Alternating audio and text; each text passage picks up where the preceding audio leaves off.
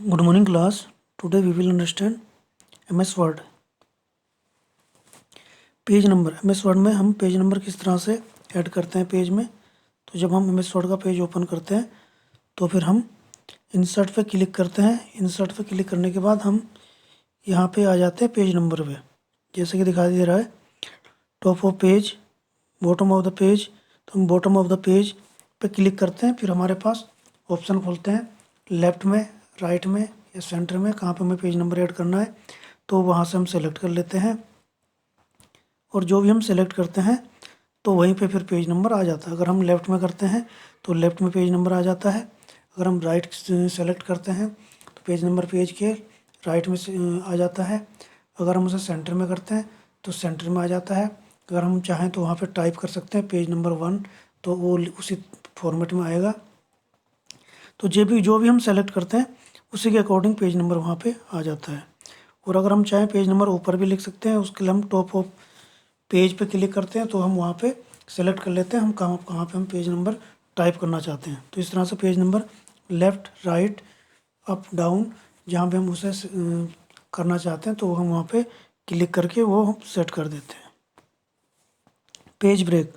Microsoft Word automatically start a new page when the current page become filled with text, but you can insert a page break to force Word to start text on a new page.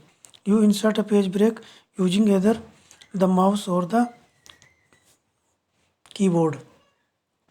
Microsoft हमें automatically हमें permission देता है, जैसे हम page type करते हैं और page हमारा पूरा फिल हो जाता है तो ऑटोमेटिकली हम नेक्स्ट पेज में चले जाते हैं। लेकिन अगर हमारा पेज फिल नहीं हुआ है और हमें नेक्स्ट पेज में जाना है तो उसके लिए हम पेज ब्रेक कमांड देते हैं। जैसे कि दिखाएगा, पेज ब्रेक पे क्लिक करेंगे तो हम नेक्स्ट पेज में चले जाते हैं, दूसरा पेज ओपन हो जाता है। और इसकी शॉर्टकट की होती है कंट्रोल प्लस एंटर। अगर हम कंट्रोल के साथ एंटर प्रेस करते हैं तो भी हम ऑटोमेटिकली नेक्स्ट पेज में चले जाते हैं। तो पेज ब्रेक कमांड के द्वारा हम अगले पेज में चले जाते हैं। फिर हमें फिर नेक्स्ट पेज खोलना है तो फिर हम कंट्रोल प्लस एंटर करेंगे या फिर पेज ब्रेक पर क्लिक करेंगे, फिर हम नेक्स्ट पेज में चले जाएंगे, फिर नेक्स्ट पेज में जाना, फिर इस तरह से हम again and again next page में जा सकते हैं। और अगर हम टाइप कर रहे हैं तो ऑटोमेटिकली जैसे ही पेज फिल पूरा हो जाता है तो हम ऑटोमेटिकली भी दूसरे पेज में चले जाते हैं। Formatting text. In the font dialog box, you can make change to the type, style, size, and color in font used in the document. Size font, you can change the handwriting of your text. Font style, put a word in bold or italic for emphasis. Effects will let you add, underline, shadow or details like। तो इस तरह से हम formatting कर सकते हैं MS word में। हम उसमें फ़ॉन्ट का स्टाइल चेंज कर सकते हैं, फ़ॉन्ट को चेंज कर सकते हैं, उसको बोल्ड कर सकते हैं, इटैलिक कर सकते हैं, उसका साइज़ हम चेंज कर सकते हैं 12, 14, 18, 16, जो भी साइज़ हम चूज करना चाहें तो उस साइज़ हम सेलेक्ट करके वो साइज़ दे सकते हैं। अंडरलाइन कर सकते हैं, डबल अंडरलाइन दे सकते हैं, स्ट्राइक थ्रो कर सकते हैं, और भी जो भी हम कमांड देना चाहें तो उसमें हम इजीली वो दे सकते हैं और वो सारी कमांड वहाँ पे आ जाती हैं। और इसके अलावा हम फ़ॉन्ट में कलर दे सकते हैं, कलर चेंज कर सकते हैं फ़ॉन्ट का, और फ़ॉन्ट का स्टाइल चेंज कर सकते हैं। जैसा कि ये डायलॉग बॉक्स में दिखाई दे रहा है, इस तरह से हम यहाँ पर से बहुत सारे इसमें इफेक्ट दे सकते हैं और पेज को हम चेंज कर सकते हैं, उसमें चेंजिंग कर सकते हैं, कलर दे सकते हैं, पेज का कलर भी चेंज कर सकते हैं। तो इस तरह से पेज को हम फॉर्मेटिंग कर सकते हैं। फॉर्मेटिंग टेक्स्ट में हम साइज बदल सकते हैं उसका।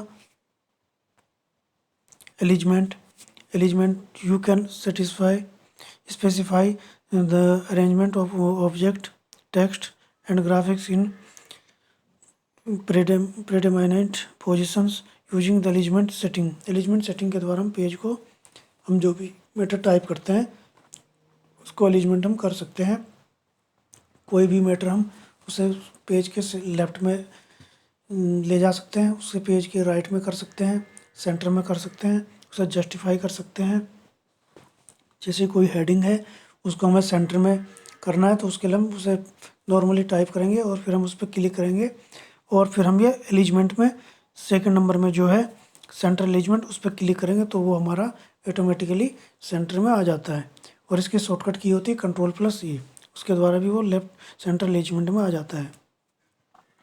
और अगर हमें उस लेफ्ट में करना है तो हम उस पर क्लिक करके लेफ्ट वाले बॉक्स में क्लिक कर देंगे तो वो लेफ्ट में आ जाता है जो भी मैटर हमने लिखा है। और इसकी शॉर्टकट की होती है Ctrl+L। उसी तरह राइट है, अगर हमें वो राइट में करना है पूरा मैटर तो हम उस पर क्लिक करके और राइट एलिजमेंट पर क्लिक कर देंगे तो वो सारा राइट में आ जाएगा। और इसकी शॉर्टकट की होती है Ctrl+R। उसी तरह जस्टिफाई का है, जैसे हमने पूरा पैराग्राफ लिखा तो उसमें जब हम पैराग्राफ लिखते हैं तो एक लाइन हमारी आगे ख़त्म हो जाती है, दूसरी फिर पीछे, इस तरह से वो पूरा प्रॉपर एक लाइन में ख़त्म नहीं होता है, आगे पीछे हो जाता है। तो उसको हम पूरा एक बराबरी में करने के लिए हम जस्टिफाई कमांड देते हैं। उसे हम एक पूरा एक पैराग्राफ जैसे कि हम बुक में देखते हैं एक सीध में वो आता है, तो फिर हम उसे क्लिक करके जस्टिफाई पे क्लिक करते हैं, Ctrl+J पे क्लिक करते हैं तो वो पूरा जस्टिफाई हो जाता है और एक सीध में वो आ जाता है। तो इस तरह से हम उसे पूरे को एक साथ हम जस्टिफाई कर सकते हैं, वो सारा मैटर एक साथ वो आ जाएगा। तो इस तरह एलिजमेंट कमांड के द्वारा हम उसे लेफ्ट में कर सकते हैं, राइट में कर सकते हैं, सेंटर में कर सकते हैं, उसे जस्टिफाई कर सकते हैं।